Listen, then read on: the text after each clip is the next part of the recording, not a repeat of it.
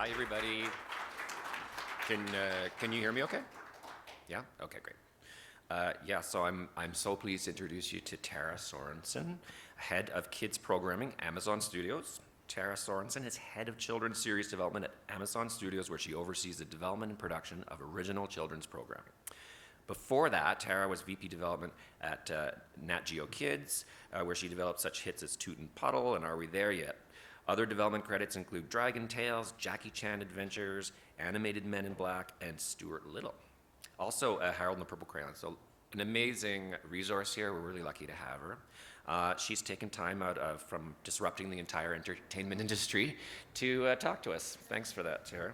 Lots going on at Amazon. You didn't mention that we were assistants together at Nelvana. We were assistants together in our 20s, ages ago, years and years ago, and so it's a real pleasure to see her doing this important work now. Why don't we start off by rolling the sizzle of Amazon? Great.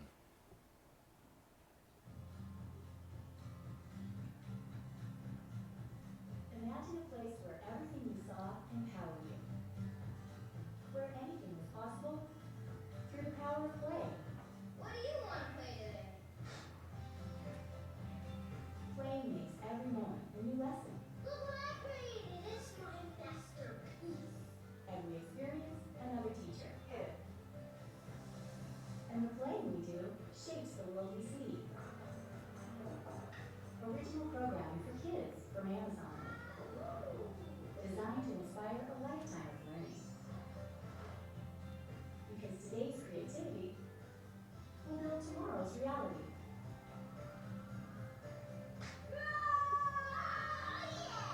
Only on Amazon Prime Instant Video. Go! Be amazing! So, Tara, a huge year for you guys. Yes. You've last year, Amazon Studios, you launched your first two primetime series, Alpha House and Betas, and now you're premiering 3 kid shows. We are. We just launched our first one last month, Tumbleleaf, which was the stop motion series you saw from Bix Pix Studio. We launched another one at the end of this month, Creative Galaxy from Out of the Blue, Angela Santomero. And then our third at the end of July with J.J. Johnson, who I spy in the audience in Sinking Ship. And you've got some pretty heavy-hitting cast, don't you, in Creative Galaxy? Well, Samantha Bee is the mom, Jason Jones is the dad. We do have a bunch of different artists that appear in a Planet to Planet per episode. Jason Priestley, Cloris Leachman, Brooke Shields, and then in addition to those stars, we're featuring master artists like Van Gogh and Picasso and Calder, and so we're excited about that as a show that brings creativity really into the spotlight for kids. Why did, so soon into just getting into this game, why did Amazon decide to go into kids specifically? Well, a huge part of our customer base is families and children, so it seemed a natural progression for us to do original content, which we see as an add value to our customers to supplement the already existing Prime Instant Video and Amazon Instant Video library. Okay, so I'm sure many of you have heard of Sir Ken Robinson. Have any of you seen that amazing TED video where he talks about creativity as a key skill that people need to have as they move through the education system instead of being all test-based? I say that by way of introduction because I think that is a part of your philosophy is really fresh and different, Right. So we wanted to make sure, again, for our parents that there was value to the programs aside from the entertainment value. I think it's a given that obviously all of our shows will be story character driven, but for parents, they're going to put their kids in front of the screen at that point. What else could we give them to enrich their lives as they grow? So we wanted to make sure, as Amazon has founded itself on innovation, that we also took an innovative approach to our curriculum. We brought on Dr. Alice Wilder, who's an educational psychologist behind shows like Blue's Clues, Super Why. Her groundbreaking work was cited in Malcolm Gladwell's The Tipping Point to help codify a curriculum for us that felt really sort of fresh and new. Because we're Amazon and we can get stuff out to marketplace pretty quickly, we have the ability to do things faster and I think in some cases more effectively because we don't have a lot of barriers. So we codified this curriculum that was all about lifelong creative learning, really inspired by Sir Ken Robinson, who talks a lot about, we don't know what the world is going to look like in 5 years, yet we're meant to be educating for it. And he believes that creativity is just as important as literacy, and we should be treating it as such. There's other folks like Daniel Pink who talks a lot about whole new mind, and which isn't just about left brain functioning, but it really now, as our world is changing pretty rapidly, about right brain function and how creativity can help change the world. Information is ubiquitous, and so it's not about what information we have and fact regurgitation, but it's about how we process this information. We don't want to be training kids for jobs. We want to teach kids how to create those jobs. 65% of the jobs that they'll have not yet been defined yet, and so our creativity curriculum is really about getting kids to think in a bigger way, getting kids to do and make, and I think you see that in all of our shows, starting with Tumbleleaf, which, is a show at the heart about play. But through play, as kids do naturally, their work is really play. Fig is learning about science curriculum. And at the end of every episode, he encourages kids to go away from the screen and get outside and play, again, which is something that I think is unique to Amazon. We don't need to keep kids in front of the screen. They can stop, they can rewind, they can go outside, and they can come back to it.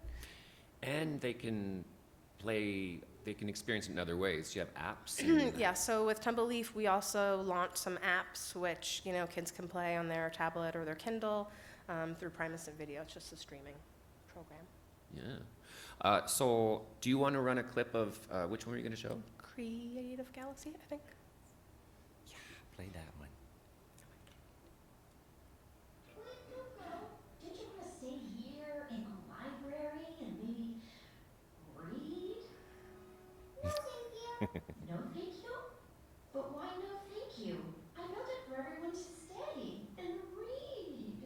Well, I don't want to stay in the library because the walls are so plain with no color and very, blah, blah, blah, blah, blah, blah. You're right. The walls are blank, but I can fix it. What's up? Draw with me. An oval line here, some circle seats, half circle on the top, circle steering wheel, and 2 lines for seatbelts. Okay, Tiffany, do your stuff. Pee, come fly with me. Artie? Look what I created. It's my masterpiece. Wow!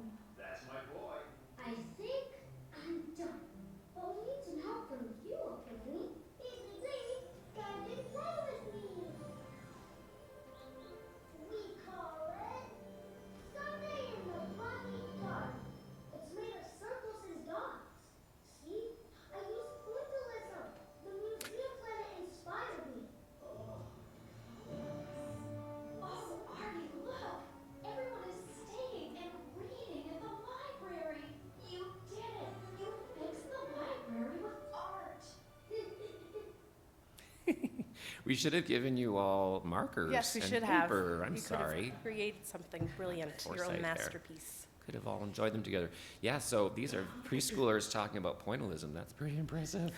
I'm impressed. That's amazing. Well, we know that kids play naturally with, art in kindergarten. Unfortunately, as they grow, those programs are being pulled out of school, but we know that they help kids create and learn. So when Angela came to us with Creative Galaxy, we thought it was a natural for what we were trying to do with our curriculum. Again, with this show, we encourage kids at the end to go out and create something.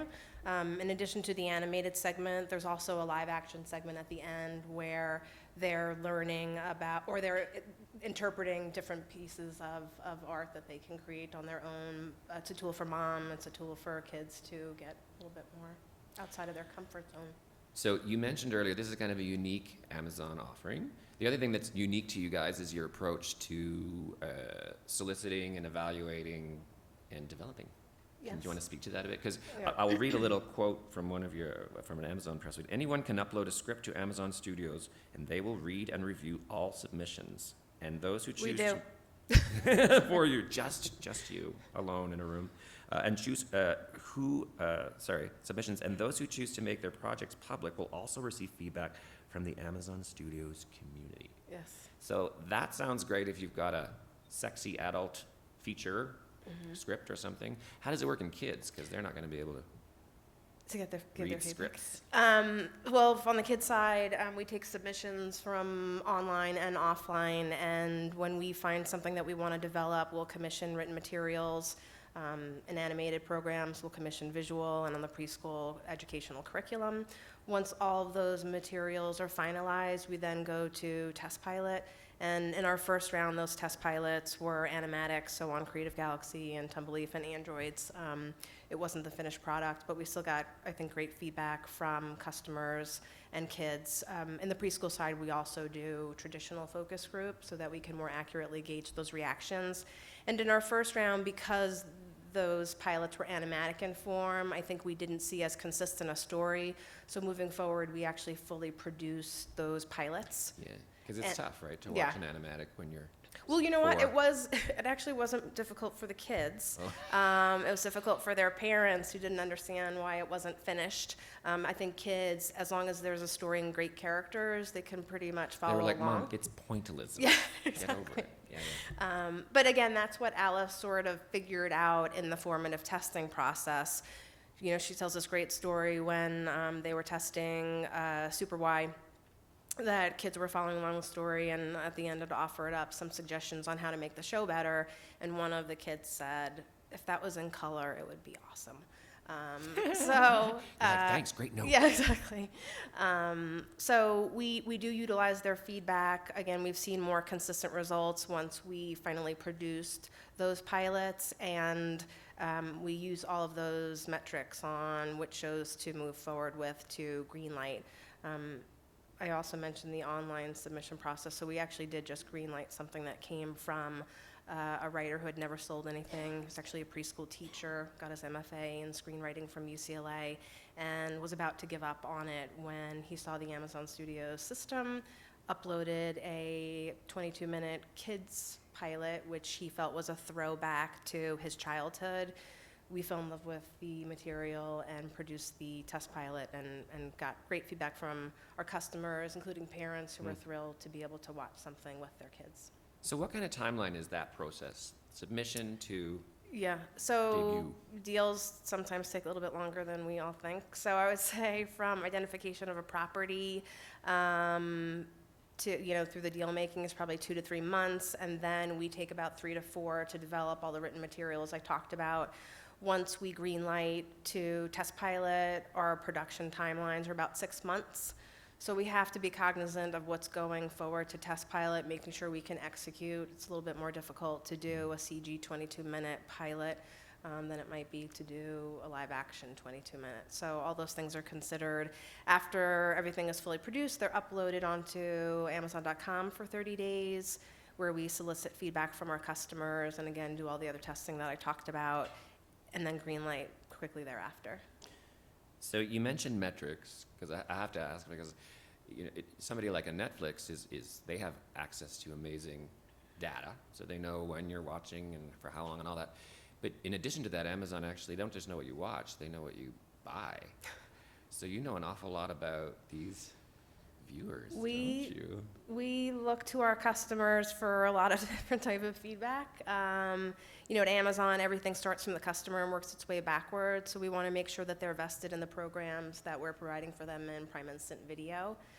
We really watch how they watch them, and I can't say a whole lot more than that, but there are a lot of different data points that we look at to make those decisions, And for producers that have had pilots uploaded to the system, we discount your feedback, your 4-star ratings, because JJ, I'm talking to you, because we know where they come from. So we're able to sort of figure out, what's real. Yes. Thanks, JJ. Just block him from the site.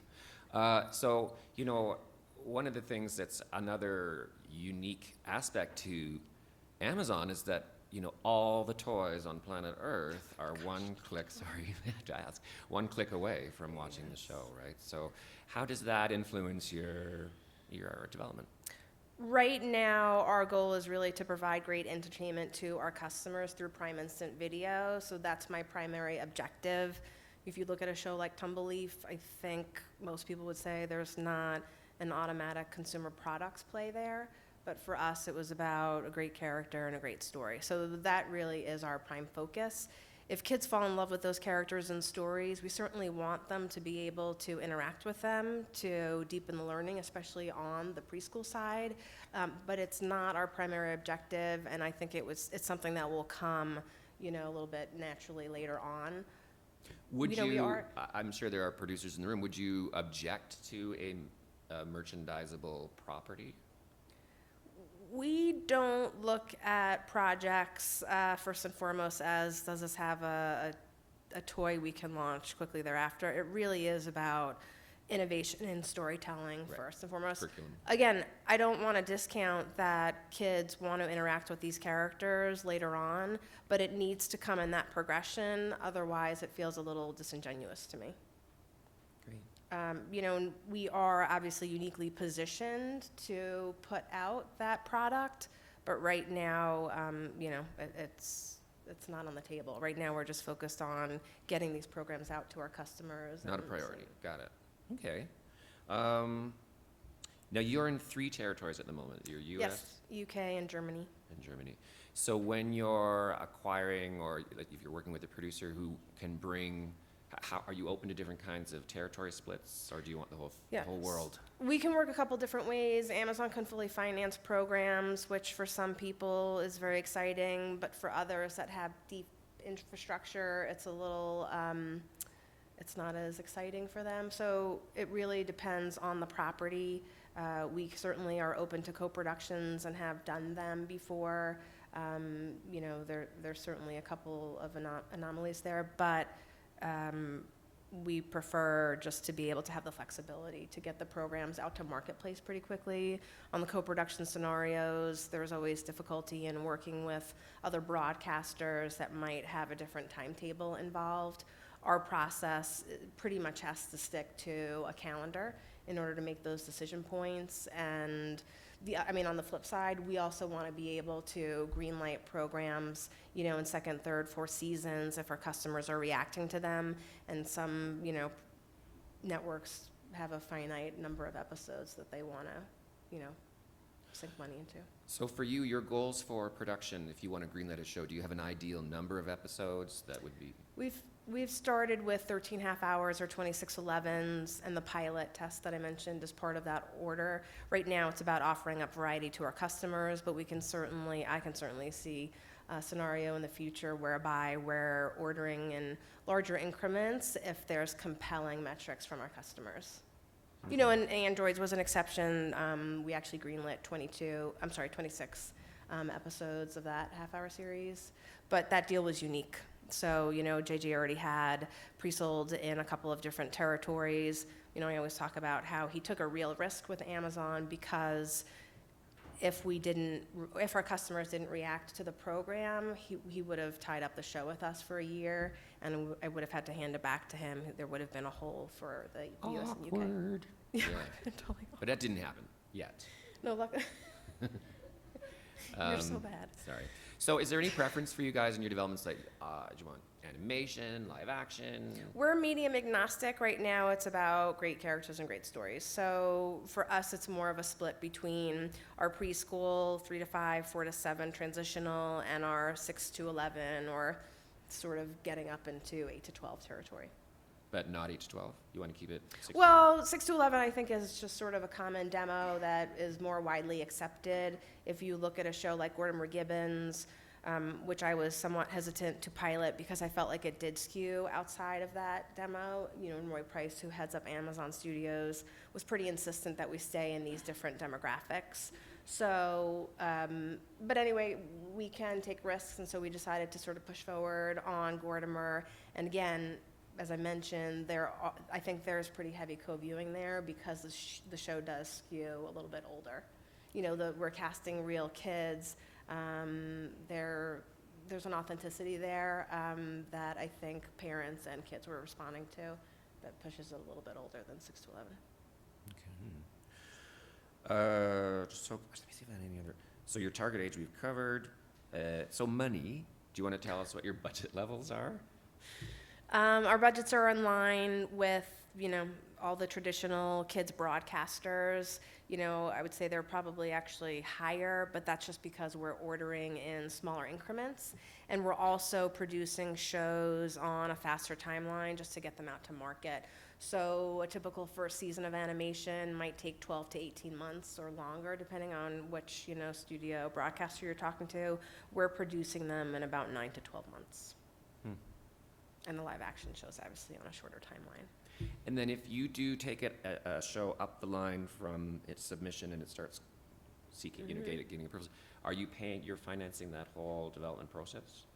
Yeah, on the co-productions, it's slightly different, but for the test pilots, Amazon acknowledges that that's something that's unique to them. So, certainly if it doesn't work out and if it's sold somewhere else and those assets are utilized, we'll want to see some sort of, we'll work that out. But are there any pitches that you just don't want to hear? Is there certain genres? we're looking just right now at scripted, so we're not interested in any sort of reality or formats. Right now, it's about finding shows that are evergreen that could live on our service for multiple years. So often, if I see something that has a pretty significant timestamp on it, it's of less interest to me. Is there, of the 3 shows that you're debuting, does one of them really speak to the brand that you would say you have? One of them that really shines as an example of? All of them. Of course. You love all your shows equally. They each do something different, and I think there's a nice progression there. JJ's show is a transitional preschool. For anyone not familiar with androids, it's a live action show that has a pretty heavy amount of CG characters in the form of androids. The show is serialized, which I think is unique for that demographic, and I think it's something that suits, Amazon's subscription service really well. In Creative Galaxy, again, I spoke about the arts curriculum, which I think is really unique to the preschool landscape. And then on Tumbleleaf, we've heard from people that they've never seen a show like that before, and we're happy that Amazon was the one to bring it to them. And so serialization is another big opportunity, right? Because you'll hear from cable and network, they say, we don't, it's tough for us, we can't repeat it, blah, blah, blah. That's not an issue for you. It's better. It's not an issue for us, and it's something that we're aggressively seeking in our 6 to 11/8 to 12 programming. Right now, we have an animated pilot that will go up later this year that's pretty heavily serialized. In other instances, there might be a larger arc, but more sort of standalone. But we want to make sure there's some sort of incentive for people to watch all the episodes and some sort of reward at the end. I know that other broadcasters are a little hesitant to do that, but it works well for our service, and I think it's something that will distinguish us in the marketplace. Are kids' viewing habits already changing? Are you noticing that? Where it used to be, when I was a kid, it was my Captain Crunch Saturday morning event, and it still is. I'm still seeing there is a lot of event stuff still happening on the various cable stations, but what's your take on that? Ever since tablets were introduced, we've seen kids consume media in a different way, and it's the reason why I always struggled as an independent producer to compete in this sort of vertical integration of, the broadcasters, production companies. So I would say absolutely I've seen a change in their viewing patterns. I don't think kids have an allegiance to a network anymore. Oftentimes they'll hear about shows, but that's more word of mouth than kid water cooler talk. It's not necessarily about, the network. No, it's 5 minutes from the end. So I'd love to open the floor up for questions. Does anybody have any questions for Tara? Oh, yes, go ahead. Yeah, I'm confused about how the relationship with the producer works in terms of the control and the ownership going up. It seems that, and I could be wrong, because I read the website a while back. It seems there was even one part that says if you know, you might or might not remain on your own project or something like that. It's the way the controls are and the copyright. Just before you answer, did everybody hear the first half of the question? He's just curious about the relationship between an independent producer and Amazon Studios. I think you might be referring to our online submission process. So again, that process was created for first-time, writers, creators. For the most part, we want to keep the creator involved. Obviously, they know the show better than anyone else. They've lived with those characters longer. If Amazon fully finances something, obviously we would have control. We need to have that so we can produce the series, in a timely fashion and on budget. But our creators are heavily involved and participate. And then what kind of ownership? Let's say a producer has a show that they've created and they upload it and you like it. Amazon's fully financing the show in that instance, and so there's participation and back end for the creator. And again, it's on a project basis, so some shows are co-productions where there's split rights. Do you have another question out there? Oh, there's one. Hello, Carlin. I was just, you made a very interesting comment about tablet viewing, and it seems to me that, can you see the day where that 11-minute or the 22-minute format starts to change, given how kids are consuming content? Are you seeing that? I mean, it seems to me that as we moved into digital, we've taken the television model of the 22-minute or 11-minute, but are you starting to see viewing habits, or can you anticipate viewing habits starting to change the length of the format that you're commissioning? I think it just depends on the demographic, but right now, keep in mind, again, we're only streaming in 3 territories, so we want to have the flexibility to go out to other markets with a distributor, and obviously those models for, linear broadcast aren't changing. I think in 6 to 11, there's an opportunity to play with programming per se, so those experiences will depend on the user and vary accordingly. Oh, I think Oh, we're we're done. done. I'm getting They're giving us the. Thank you so much, Tara. That was an amazing. Thank you, Tom. Yay.